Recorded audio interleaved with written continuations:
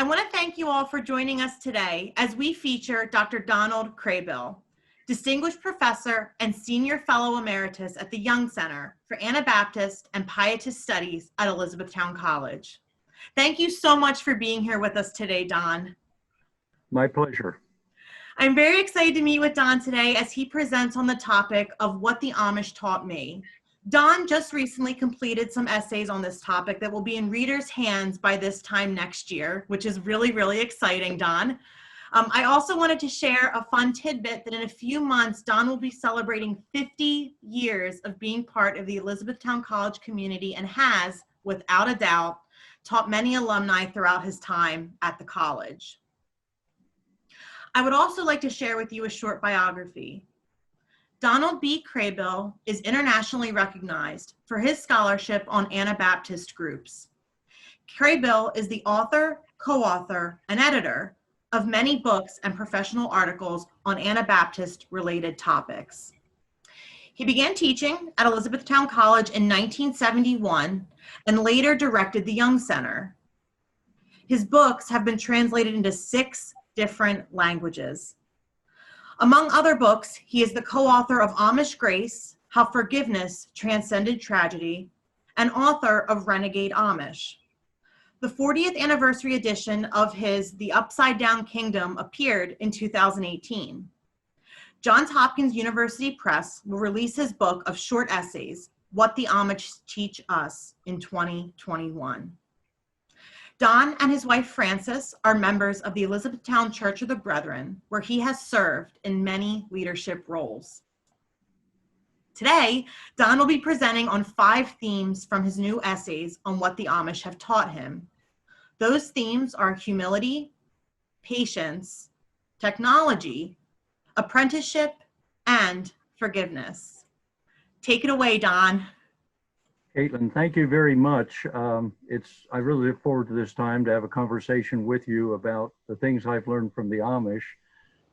Happy to have our larger audience join us for this conversation as well.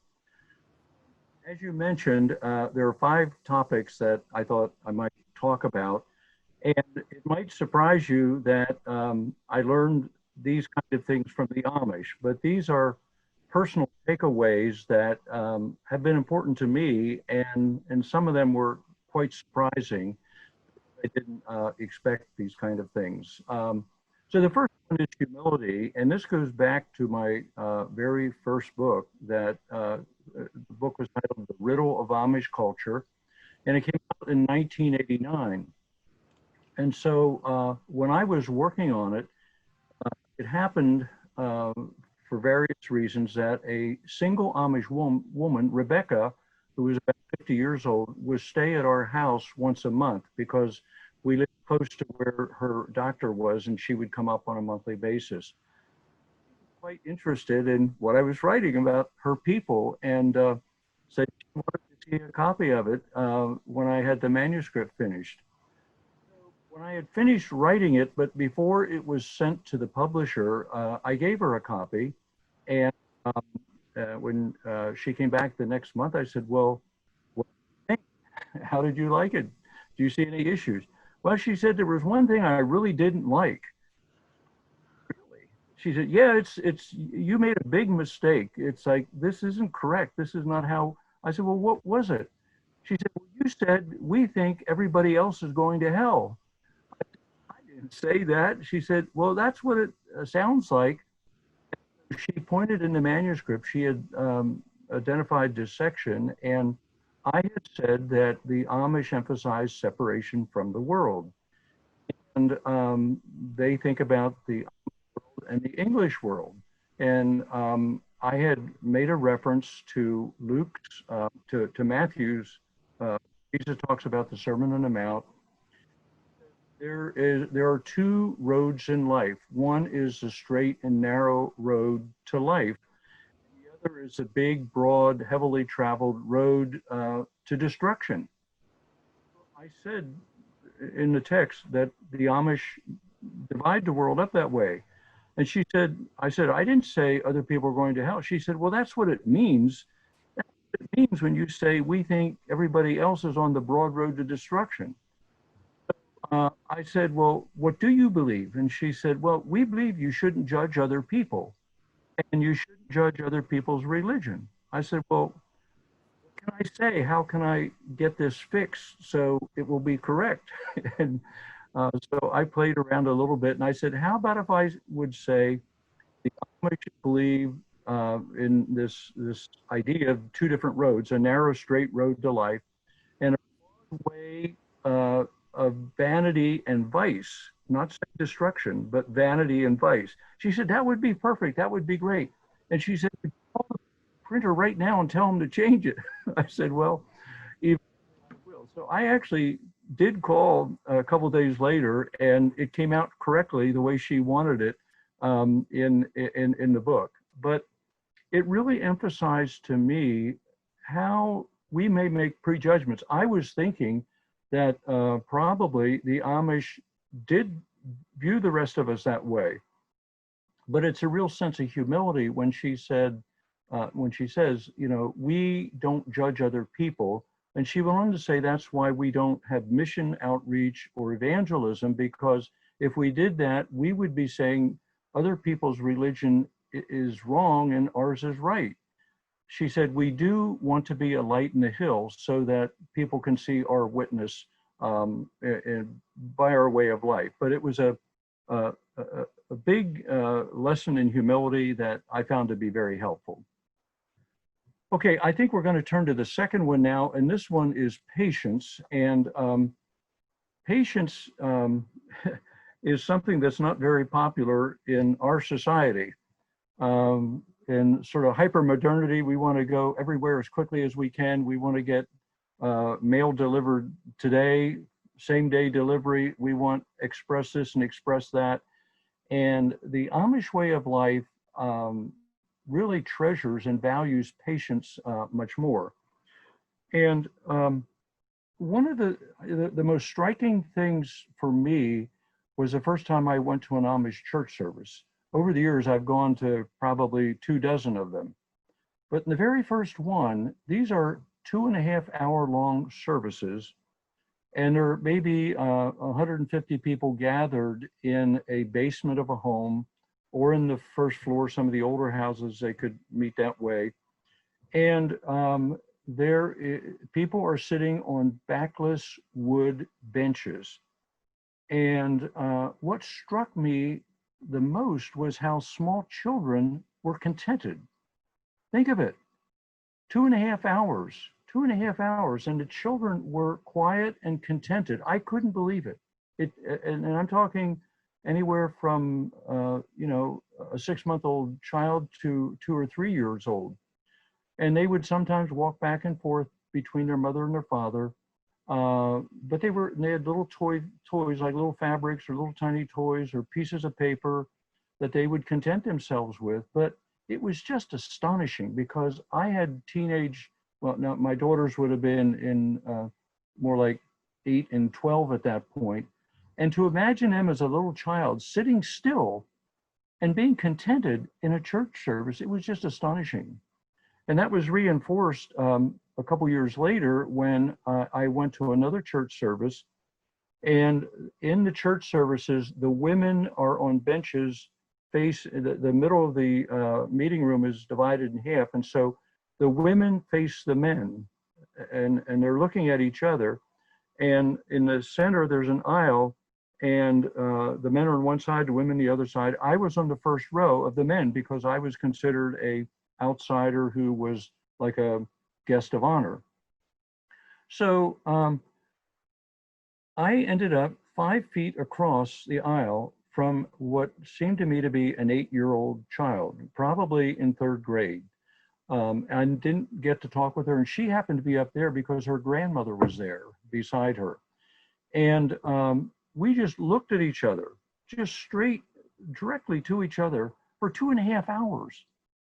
And she didn't fidget. She was calm and cool about it, you know, just staring at this old white man who's a stranger. But she was okay. She was grounded. She had this sense of maturity. But I winked at her once and she didn't respond. There were prayers. There were some prayers and songs So it wasn't 2.5 hours of direct contact, but it would have been at least an hour and a half of just direct on contact. Now, the more I thought about it, I realized she had been through this 200 times. She had really developed the ability to control her emotions and be patient in that kind of a setting. And I just found it astonishing. And to me, it underscored the second lesson of the power of patience and the importance of it. Okay, well, I'd like to shift gears and go to a third topic, which is quite different. And this is the topic of technology. And I think the bulk of the mistakes that outsiders make about Amish people is to think that they reject technology. Some have called them technologically impaired. Some think they're Luddites who were from the 19th century in Britain that wanted to tear down machines and keep everything homemade and so on. But what I found is that the Amish aren't technologically impaired, and they're not Luddites, but rather they selectively use technology.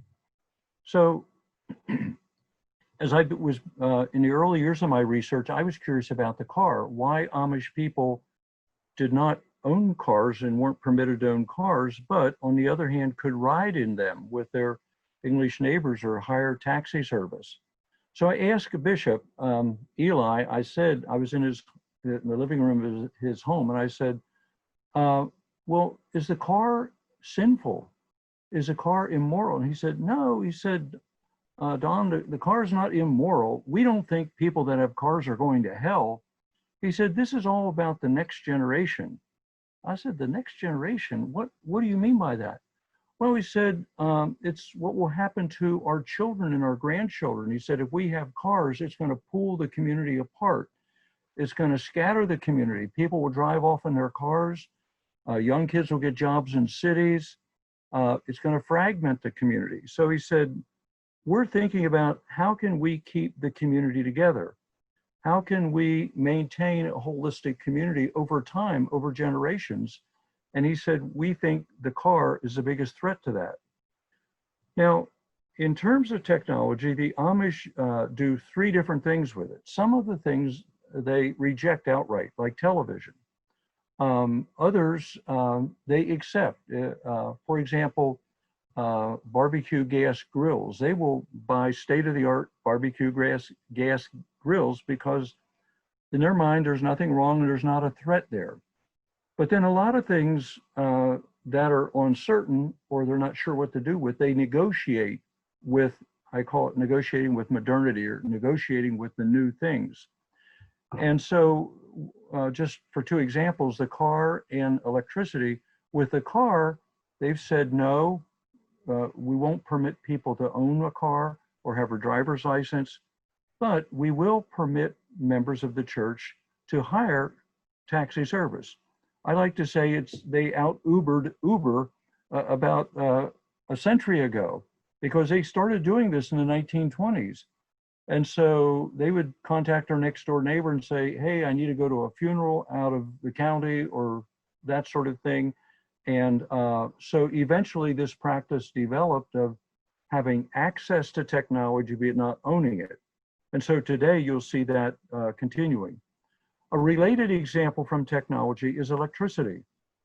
They rejected electricity early in the 20th century because they were afraid of all the appliances it would bring into the home and all the technology that would come into the home and so on. But they did accept battery electricity, it's 12 volt. And from the get-go, they never rejected that. So they still use that today. They also then have made some workarounds where they use solar to generate electric power. They use pneumatic air under pressure to operate machines. They also use hydraulic under pressure. And these are like workarounds that they can manufacture and do high technology without actually having electricity. So the takeaway here for me that I think is a really important concept is they are looking long-term. They don't have their heads stuck in the mud. They're thinking over 2 generations what's going to happen. And frankly, I think, Caitlin, they really think about technology more than we do. They think particularly about the human effects. How will it impact their communities? How will it relate to the social fabric of their community? Is it going to tear it apart, or will it help them build community? One Amish man said to me, he said, Don, the horse is our pacer.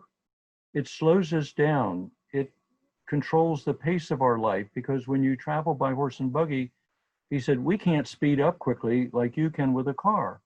If we leave our home for church and leave late, we can't really speed up and get there quickly like you guys can. But I thought it was a fascinating metaphor that the horse is the pacer. And it really gets to this fundamental concept with technology that will we control technology, or does technology control us? Okay, I'd like to move then to a somewhat related topic, and that is apprenticeship. One of the big riddles that I couldn't figure out for, I'm embarrassed, this is probably 25 years into my research, and I couldn't figure it out. And I knew there must be some answer. I finally found the answer on a hot, sultry August day. But here was a riddle. How is it possible for Amish men and women to develop very successful businesses, to become very innovative entrepreneurs? There are about at least 2,000 Amish owned and operated businesses in Lancaster County. Nationally across the US, there's some 20,000 Amish owned and operated businesses. And some of these have income of several $1 million a year. So we're not talking about just homemade root beer in a stand along the country back road. We're talking about significant sales and significant production. But if you stop and think about it, these owners of these successful businesses, who, by the way, the failure rate is under 5% in the first 5 years, the national failure rate for small businesses over the first 5 years is 65%. So these are remarkably successful, but they went to a one-room school. They had no technology in the school except for maybe a calculator and a clock on the wall operated by a battery. They went there for 8 grades. They didn't study science. They had the same teacher in many cases, all 8 grades. None of them went to high school. They didn't get an MBA in healthcare management or an MBA in human services or anything. I mean, so, and yet, why are they able to develop these skills that make them such successful entrepreneurs? Well, it turns out, back to this August day, I was on a farm and there were 2 Amish farmers there, and they were working with a new piece of equipment. It was an experimental piece of equipment to pull armloads of green corn, bundles of green corn off of wagons, and to run it through a chopper to blow it up to the top of a silo. And this was a new piece of equipment built in an Amish shop. And all of a sudden, after they had it running about 10 minutes, it shut down. And the farmers got there, looked at it, crawled under the equipment, couldn't figure out what was wrong. So they finally called an Amish-owned hydraulic shop, which was about 5 or 6 miles away. And in about 20 minutes, a truck came in the lane. It was an English driver, not an Amish driver. And a 14-year-old kid got out of the truck. And he said his dad couldn't come. His dad sent him this morning to see if he could troubleshoot. So he crawls underneath this machine, and in 20 minutes, he has it fixed. 14 years old. He had just finished his 8th grade education, but he was working as an apprentice in his dad's shop for at least 10 years. He probably started when he was 4 years old, going out and sweeping up dust and so on. And so he grew up working alongside his Amish one-room school education as an apprentice, informally, so to speak, in his dad's shop. And then I realized that's the answer to my riddle. That solves this question of how do these people learn how to run businesses successfully, and it's apprenticeship. And guess what? In the last 5 years, if you read the Chronicle of Higher Education, there have been many essays about the importance of apprenticeship and internships for college students. But that has been a big turn in higher education. So this is one area of apprenticeship where in many ways the Amish are out ahead of us and certainly not behind us. All right, I want to, the last one topic I want to talk about is forgiveness. And this event I'm about to describe helped me to understand in a new way what forgiveness is all about and why it was so important in the Amish community. And I'm referring to an event 14 years ago this month on October the 2nd, 2006. And some of you may know it, Caitlin, you may have heard of it as the Nickel Mines event. It was a shooting that took place at Nickel Mines. It's a small town south of Lancaster City, about 10 miles. And sadly, on that Monday morning, that was a crystal blue sky, about 10:30, a local non-Amish person, Charlie Roberts, came into an Amish schoolhouse and took all the children hostage. There were about 30 children in the schoolhouse. He sent the boys out. There were several adults there he sent out. And then he held 10 girls hostage. Actually, there were 11 girls and the one ran out. She slipped out with her brother and went home, and she made cookies all day, during this tragedy. So he sadly tied their legs and together so they couldn't run away, and shot them execution style in the front of the schoolhouse. 5 of them died either in the schoolhouse or shortly after. 5 survived, but they were in special units, emergency units, trauma units, and regional hospitals. But they survived. The other 5 eventually did survive. But what was astonishing about this story, this happens about 11 o'clock in the morning. About between 4 and 5 o'clock, a handful, about 5 or 6 Amish men walked over to Charlie's widow, now his wife. I should have said, he took his own life in the school before the police broke in and stopped things. But these Amish people went to his wife's family, they lived nearby, and her parents, and said, we want you to stay and live here. We want you to be neighbors. We aren't going to hold this against you. We forgive you. We extend grace to you. It was just remarkable. And at the same time, 2 other men who happened to be customers of Charlie's father. Charlie's father provided taxi service for Amish people. 2 of his clients came over to his house, and one stayed there for an hour. It was just a deeply emotional time. They kept saying, we love you, we love you, we love you, we care about you, and so on. So then this became a big story. Why were the Amish able and willing to so quickly forgive the man that shot their children? And I did a book on this and did a lot of interviews, and I asked them, well, why did you forgive? And the answer always was, well, that's what it says in the Lord's Prayer in Matthew's Gospel, where Jesus taught his disciples to pray, forgive us as we forgive others. And at the end of the Lord's Prayer, a bishop said to me, he said, Don, this is the only idea in the Lord's Prayer that Jesus underscored, because the last 2 verses say, if you forgive, you will be forgiven. And if you don't forgive, you won't be forgiven. So the Amish take it very seriously and conscientiously. And it's also very much a part of their congregational life, where twice a year they have a preparation for Holy Communion. And in that preparation service, the focus is on forgiveness. So the members can be prepared for the Holy Communion. And I would just wrap this up by saying, there's no recipe for forgiveness.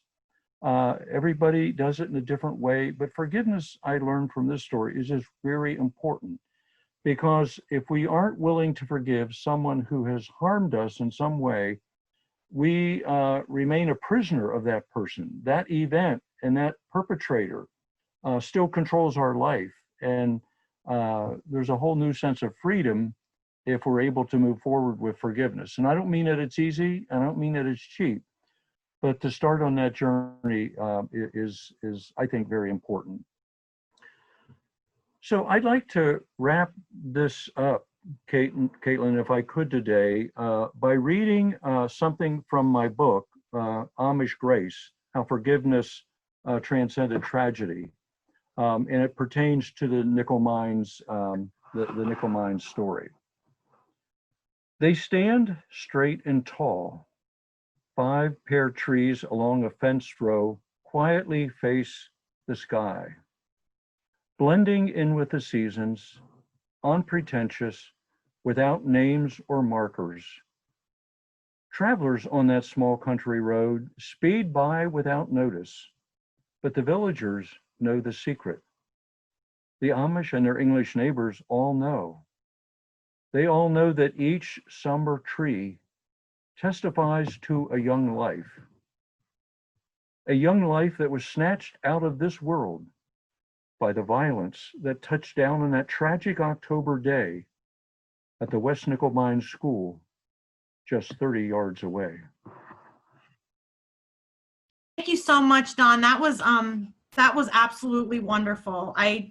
That was wonderful. I have some follow-up questions for you, if you wouldn't mind answering a couple of them. Just some that I've jotted down, kind of listening to you speak and everything. So my first one kind of deals more with what the technology was that you spoke about. And I have to tell you, the metaphor with the horse and buggy, I mean, that was beautiful. But let me ask you this, and you might get this question a lot. How do the Amish get their news? And if they don't, if maybe they don't too. So if you could just speak to how they get their news or current events that are happening in the world. Well, I would say in the Lancaster area here, most Amish families receive the Lancaster newspapers on a basis. So they're getting a lot of news from that. They're also getting news from English neighbors. They live, they aren't a separatist community that is isolated, but they work with English neighbors. They are friends with English neighbors. They're taxi drivers that I mentioned, they're friends with them. And so they get a lot of news that way. Sometimes from the radio. They typically don't have radios. The younger folks are on social media. And generally, most of the adult people aren't. Those would be the major ways they do, but they aren't watching television. They're not, to social media or online. You can't Twitter them with any success. Sure. Sure. Okay. And Don, and then my an additional question I have is the piece about apprenticeship. Have you seen in your work with the Amish, have you seen boys or men within the family kind of veer off and do something different, like in terms of like I know you mentioned there's an Amish hydraulics company. Like, do you ever see them veer off, or do they typically continue the family tradition of whatever that business may be? Yeah, it really depends. First of all, the families are sizable, typically 5 to 8 children per family. So sometimes they'll stay with a parent's business. A young daughter might work in a greenhouse and her mother owns a greenhouse and take that over. But it's not unusual, and there's no bad feelings if they break off into another kind of work. I know a friend that has a deli shop, and his children work there, but they don't want to work there. So they're going in different directions, and that's not frowned upon. I mean, they want the best for their children, want them to have something that they'll be happy with, and so on. But the apprenticeship is just, I can't underscore the importance of that in terms of learning how to work and run a business and so on. Well, and Don, I have to tell you, I loved your correlation between how we in higher education, we favor having internships, and we try to hone in on them and make them important for college students. And it's interesting, the correlation there 100% is there. It's just Yeah. fascinating.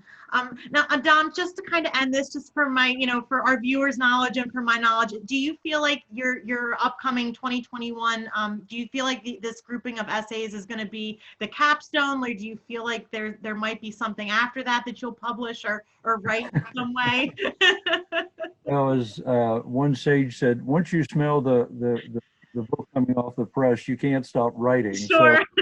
I'm not going to say it's my last one. It is a kind of memoir.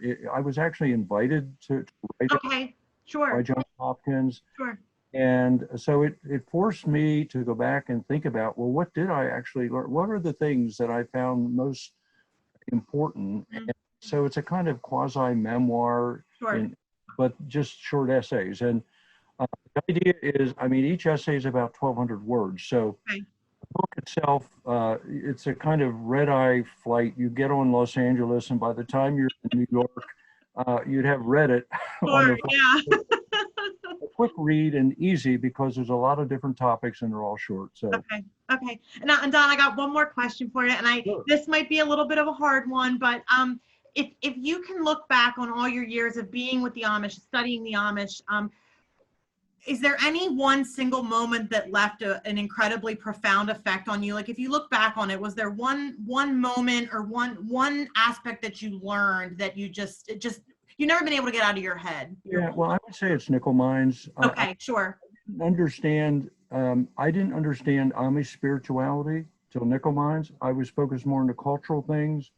And then ever since then, I've been focused more on, also focused more on spiritual issues that I didn't, I was remiss. I hadn't studied that before, but I interviewed 36 people, for that book. And I really got into why they believe what they believe and why forgiveness is so I would say that stands, and see, that stirred more information around the world. I mean, that was the most highly publicized ever in Amish history event.